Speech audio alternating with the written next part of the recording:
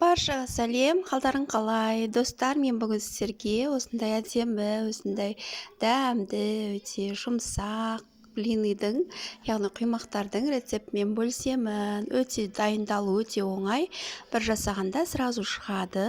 Осы рецепт бойынша жасап көріңіздер. Ол үшін бізге ең алдымен сүт, тұз, қант, жұмыртқа, қайнаған су керек болады, сосын кішкене өсімдік майы. Рецепттің толық грамдарымен описаниеге жазып кететін боламын. Ал бісміллә деп, ең алдымен ыдысымызға 4 жұмыртқаны жарамыз.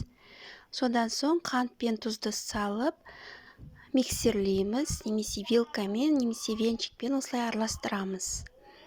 Қантымыз жақсылап ерігенше осылай араластырамыз. Содан соң ұнымызды салып, тағы да араластырамыз.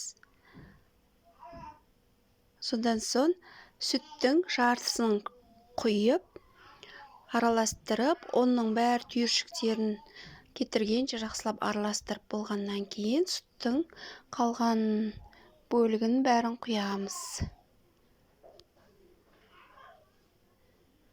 Бір келкі, бір тегіс, ешқандай түйіршіксіз осындай етіп араластыруымыз керек.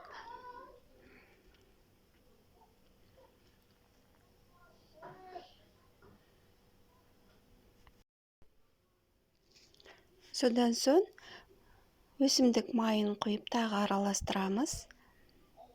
Ең соңында бір кружка қайнаған суды құйып, тағы да жақсылап бір араластырамыз.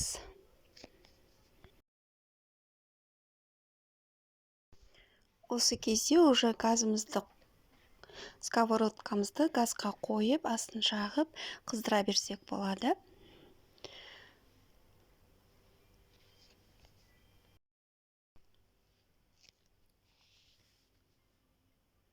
Бана осындай қоспа болады. Қатты қою емес, қатты сұйық емес. Сковородкамызға, қызып тұрған сковородкамызға құймақтарды осылай пісіреміз. Осындай тошка әдемі болып шығады.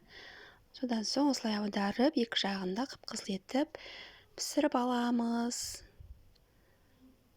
Достар, міндетті түрде осы рецепт бойынша жасап көріңіздер. Өте дәмді, өте керемет шығады. Достар, егер сіз менің каналыма тіркелмеген болсаңыз, онда тіркеліп алыңыз. Лайк басыңыз, комментарий жазыңыз. Және достарыңызбен бөлісіңіз. Рахмет.